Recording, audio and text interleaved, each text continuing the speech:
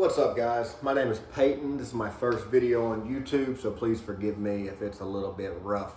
I'm never going to do any editing. I'm going to speak to you guys like y'all are sitting here in front of me, because that's what I want this to be. Whether 2 people watch this video or 2,000, I really want this to be a casual conversation and exchange of ideas and information.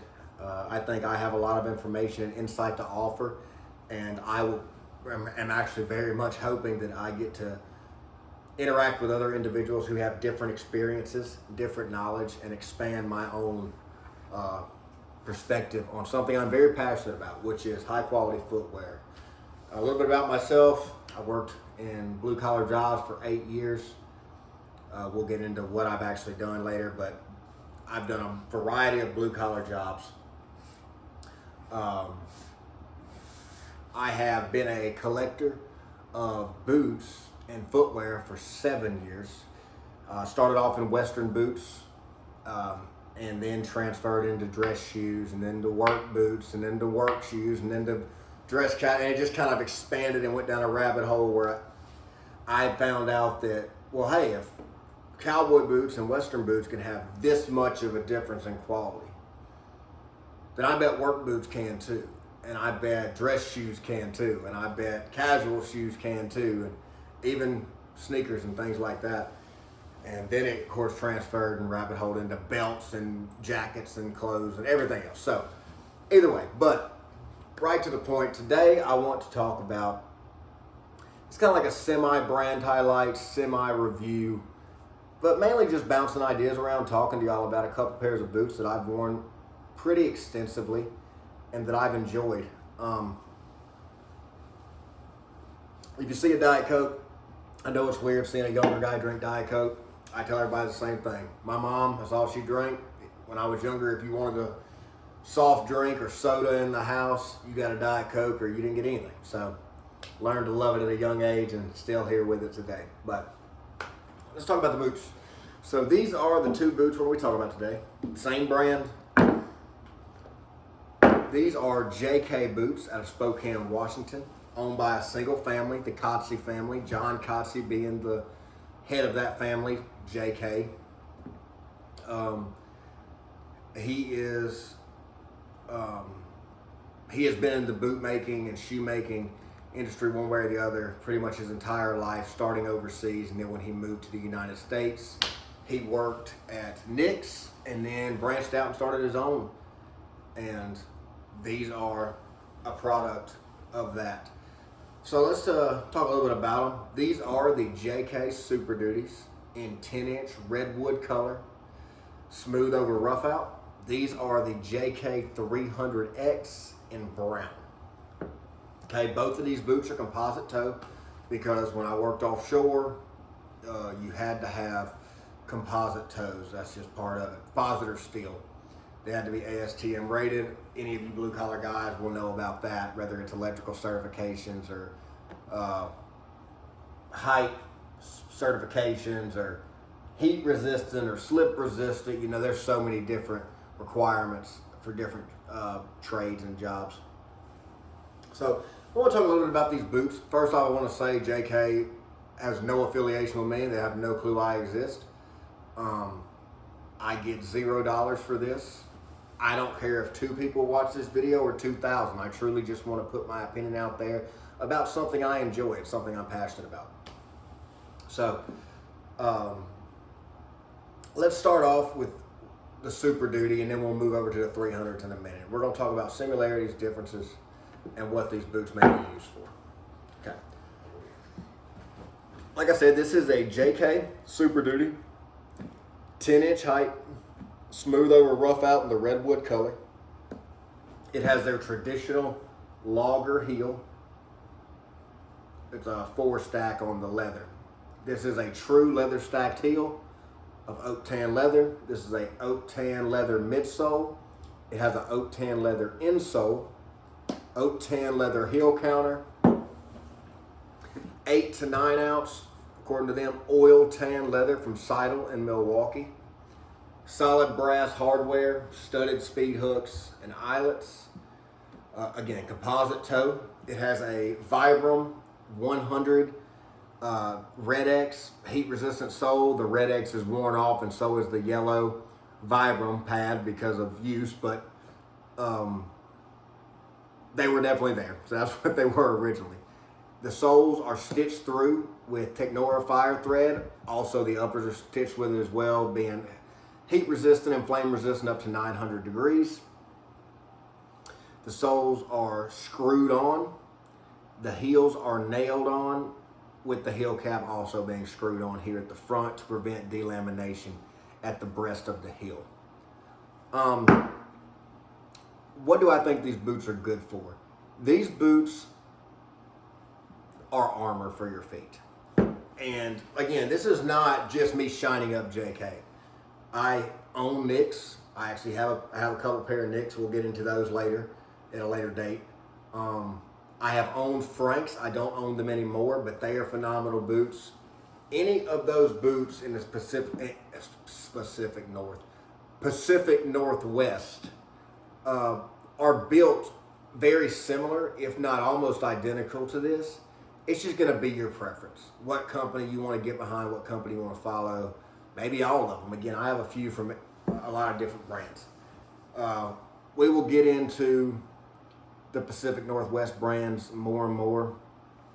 Whites, Nicks, JK, Franks, Drews, and that's pretty much it. I know y'all will notice Westco was not in there. I think Westco is I'm probably gonna irritate a lot of people with this. To me, Westco is a costume boot masquerading as a Pacific Northwest boot. I'm not saying that you didn't used to be. I'm not saying their heritage isn't pure, but I'm also saying that Filson used to be a certain way. Abercrombie and Finch used to be a workwear brand. All these things, what something used to be and what it is now is not necessarily the same. And the handmade techniques, the way these are constructed, JK, Nicks, Franks, and Whites, Westco is not doing that anymore. And that's just the facts. That's not even being hateful. You may think Westco is the best boot on the planet, and that's great. I'm not trying to hate on anybody. Whatever works for you works for you. I just don't believe they're to the caliber of the other P&W brands at all anymore. They use Celastic heel counters. They use machines to nail their soles. They use machines to nail their heels. They use lasting machines to last their boots. There's a lot of differences going on there. But either way, these boots are 100% hand-built. Obviously, they're machine stitched, but they're hand-built, hand-bottomed, being the soles, hand-screwed. These are punched in. These boots are made to be tanks. They're made to be as tough as you can possibly make a boot. And again, do I think they're tougher than Nicks or Whites or Franks? Not necessarily, no. I think they're all right up there with the same quality from what I've seen. My Nicks and my Franks were and my Nicks are tough as nails. And these just happen to be the brand of boot I spec'd out for a work boot specific. Again, having that composite toe. These are the boots I knew I was going to go out and beat the hell out of. And I have in a work environment. Another thing, they have a fully gusseted tongue. I think that's very important for any work boot, any true work boot. And that's the one thing I do not like about these JK 300Xs, and we will get into that in a minute, is they do not have a gusset on the tongue at all, and I hate that. But fully gusseted tongue, again, they broke in beautifully. They say they're little to no break in. There was some break in on these. It wasn't anything terrible, but for about the first couple weeks, they're stiff. They're heavy duty leather. There's a lot here, and you've got to work it and break it in. You got to. What are these boots good for? These boots are good for heavy duty jobs, having armor on your feet, being able to put them on and forget about them. If you need a boot you can throw on and literally run into the fire or the thorns or the scrap metal pile, these are what I'm grabbing at the door every single time. And in case you're wondering, the reason why there aren't laces in them is because they recently got cleaned and conditioned and brushed and all that, so the laces and the kilties are inside. Speaking of laces, On these, I'm running Mad Dog, made in the USA, paracord laces with brass tips. I have never broken this pair of laces. They have been in this boot since the day they got there, and honestly, they still look almost brand new. I do not like leather laces. They stretch. They don't hold tension as well to me. I hate them, actually. I am a huge detractor of leather laces, and yet again, we're right back to the Wesco thing. I know there are people that swear by leather laces, so that's where the beauty and different opinions come in, and we can all talk about our own experiences. But Mad Dog paracord laces. The only thing I wouldn't recommend paracord for is if you are a welder or in very, like, either slag prone, fire prone, spark prone environments. Maybe that would be the time I could see a pair of leather laces or a pair of Obanoff's grease laces would shine, and that's actually what's on these. So what are these boots not for? These boots are not nimble. These boots have gotten beautifully soft, and they are supple, and I love wearing them, and they're comfortable. They feel very good on my feet. That being said, I am still wearing 6 pounds on my feet collectively, and I still can feel that I'm wearing 6 pounds on my feet collectively. You're not running a marathon in these. You don't want to have to walk 15 miles in these, in my opinion. Could you? Of course you could. Do you want to? I wouldn't. Not if I had another choice and I knew that was the goal for the day, to make miles. You know, if I was walking on hard concrete all day, these would not be my choice. These are a heavy duty, heat resistant, hard sole, heavy chunky leather stacked heel. You know, they're very supportive, but they're not necessarily soft underfoot. They don't hurt the bottoms of my feet at all, but the shock absorption, if that's what you're looking for on really hard surfaces, this is not what I would go for. But yeah, these are great boots. I am very fond of them. And again, if I have to grab a pair of boots or run out the door, not knowing what the day is going to hold, whether it be the hardest job in the world or just normal work, this is what I'm grabbing. They really have been excellent. And a lot of hard use on them, and I've enjoyed them. All right, so these are the JK300X in brown. They are a 6-inch boot. The hardware is identical to these. Brass studs, brass eyelets, composite toe. Again, that's what the job required. It's up to me. I like soft toes, but you know, we don't get a choice when you're in a blue collar field, and they require steel toes or composite toes, sorry. These have a very similar sole. These are a Vibram 100 fire rated sole as well. They are not called the 100, they are called the Montagna. There's a couple different names out there depending on what country you're in, but these are basically the 100 unit lugs. Okay, these are one piece, aside from compared to these, which are 2 pieces with the leather stacked heel. These are one solid piece. These still have a leather shank. These still have a heavy leather heel counter, a heavy veg tan leather insole. The difference is this is 8 to 9 ounce leather. This is 6 ounce leather, 5.5 to 6, much thinner leather, very soft. And these have not been broken in half as much as these, but these are still very soft, even right out of the box. They have a lot more flex right out of the box. Given that another difference from these, they have a rubber midsole and a little EVA wedge in the back, very thin, about 1/4 inch under the heel, just to give you a little more shock absorption. That being said, these boots are still very tough. I have not seen anything about these boots that tell me they're not much tougher than anything off a shelf in a store. These boots are a 270 degree stitch down construction, double row. These boots are a 360 degree stitch down construction, single row. Again, with the Technora thread, at least on these. The Superduties are not waterproof at all. The leather itself does fine with Obanoffs, but water is going to get in through here on your boot. It's just going to. If you stand in it, like if you jump in a puddle and jump out, you're all right. But if you're in water heavy duty, you're going to get water in here. These are surprisingly water resistant. Where they lack in that facet is what we were talking about earlier. There's no gusset on the tongue, which I absolutely cannot stand. I think that was a huge miss for JK, but I know they were trying to keep the price lower. This is still 100% USA made. It's still 100% hand lasted, hand bottomed. I mean, this is a handmade boot for all intents and purposes, and I get why they were trying to do that, but I just think that was a huge miss with not gusseting that tongue. Because, especially doing landscaping like I do now, that's why these soles aren't as worn as these, because these are incredibly hard fire-rated soles, but they're more used in the dirt and the grass and on land clearing jobs. And these were used on steel barges, harsh rock, a lot more brutal conditions. That's why the soles are more worn on these by far. But that's the one thing I really can say I do not like about this boot is I cannot stand that it has a non-gusseted tongue.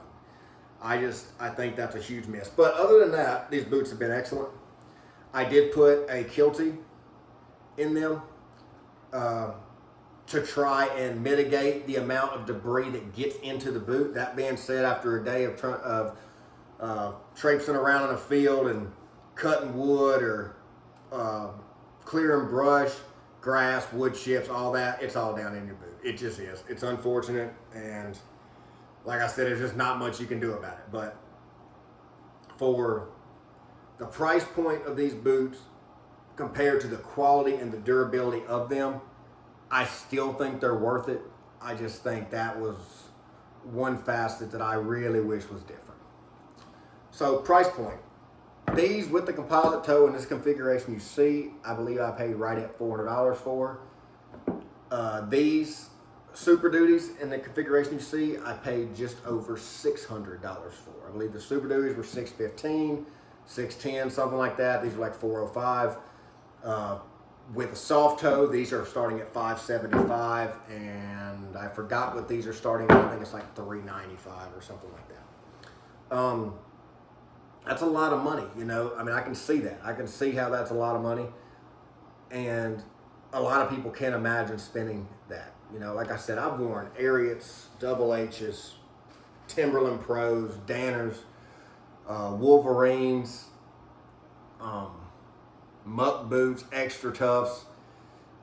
I've worn so many different brands, and I understand why people do. I've worn Thoroughgoods and Rock Roosters. Rock Roosters shouldn't even be on that list, but they are, you know. They were all right for $120 boots. I can understand why somebody's like, man, the highest I'm going is $300. I'm going to get a pair of Thoroughgood or a pair of Red Wings, and I'm done. I get that. I can see that. Because it's hard to go out and drop this kind of money on a pair of boots like this, especially if you've never had one of them. Once you've had one of them, I am 100% confident in saying that if you do go back to a mass-produced boot, it will be because you absolutely have to, because you never will want to. It's just not possible, in my opinion, to experience this kind of quality, this kind of support. And I don't mean necessarily this configuration. They have lower arch lats, again, not just JK, but Nicks, Whites, Franks, Drews. They have different arch last, different toe shapes. You know, there's always something you can find that fits your personal preferences better, like this being a much lower arch boot than this. But they have similar qualities, being the construction of them. These will outlast a pair of Red Wings twice over, in my opinion. And I do own Red Wings. I've had 3 pair of Red Wings. I currently own 1 pair of Red Wings because I sold the other 2. Because truly, I'm just not a big Red Wing fan. Again, we all have our own preferences and opinions, and Red Wing's not one of mine. Either way, moving on. What are these boots good for? These boots are great for mobility. They're great for ease of movement. They're great for medium to heavy duty work. And what I mean is most people would never even need this much of a boot to do whatever they're doing. Truthfully, this is a This is a beefy boot. Again, you are not going to find a Red Wing boot on a shelf that is built more beefy or tougher than this. And I've said, again, the 877, the 875 in their heritage, the Iron Rangers, all the way up to the 202 and the 204s in their work line, and the Iris Setter wing shooters, and the Super Souls, and the Logger Maxes, and everything. I'm very familiar with Red Wing's catalog, and again, if I haven't owned them, I've held them in my hands and felt them, and there's just a noticeable difference when you hold a boot of this quality, whether it be JK or whether it be one of the other brands. And there are a couple exceptions, I believe, to where a slightly less expensive boot can be beneficial, but in most cases, you get what you pay for in footwear. And that's one thing that's maintained over every style of footwear I've gotten into, whether it be Western boots, dress shoes, work boots, or anything in between. You get what you pay for. So, again, I really like these boots. I think they would definitely serve you well. As far as sizing on these irritates a lot of people. So I will just tell you what I am. So Nix recommends half a size down from Brannock. And Nix has finally put an inches thing up on their, an inches range on their size chart. You don't have to print out, where you can just measure your foot on a piece of paper. Makes it super easy for Nix. So Nix recommends a half size down from Brannock. JK recommends a full size down from Brannock, or your most common shoe size, which is strange because on JK's website they have a picture of a sneaker and say go one full size down from that, and that works. It does, because that's what these are. I wear a 10 Nike. I'm a 9.5 on the Brannock. These are a 9. These are a 9. I will say this though. These fit big compared to my 9s and my Nix, and they fit big compared to my 9s in my Franks. At least on the length. On the width, I got it. You can tweak the width with all the different widths. It's very easy to understand that on there. But the length is a little bit long. Given the way this boot's built, it does conform, settle in, the arch settles, and it's been an incredibly comfortable boot. I've never had an issue with it. And also, I haven't minded it because when I do any kind of safety toe boots, I typically do go a half size up, because the worst thing on the planet for any of you that know, which is probably most of you that click on this video, is ramming your toes into the end of a boot that has a safety toe in it. That is miserable. It will ruin your entire day. So, but these, compared to my Nix, do fit longer. So I think, even though JK says most common shoe size, I think they mean one full size down from Brannock. I actually have a pair of custom JKs on order right now, and I ordered them in an 8.5. So these are a 9, these are a 9. They fit great, they are comfortable, but I definitely think I can go to an 8.5 and up another width. And I think that's going to be the ideal fit. I will let y'all know the second they come in. But again, I have put hundreds and hundreds of hours. When I was on the boats, I was working anywhere between 84 and 110 hours a week, 4 weeks straight, 250 days a year. So hundreds and hundreds and hundreds of hours on these boots, and they have just taken it, every bit of it. Super good boots. These boots have been a lot lighter duty boot, but they so far are holding up great. They have a lot more wear than the soles indicate, for the strict fact that I have mainly used these on softer ground. But they have been comfortable and they have been sturdy, and I definitely think they're worth the price of what JK is asking for them, for the quality they're producing them. So I know I ramble a lot, but I'm going to learn how to hopefully do this in a more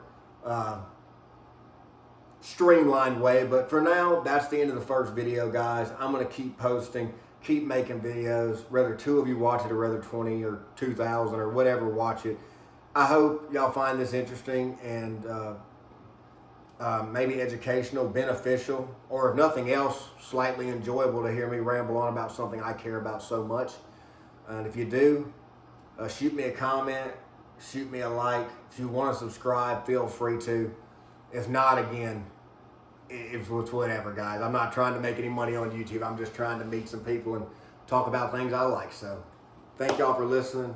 God bless y'all and be safe out there.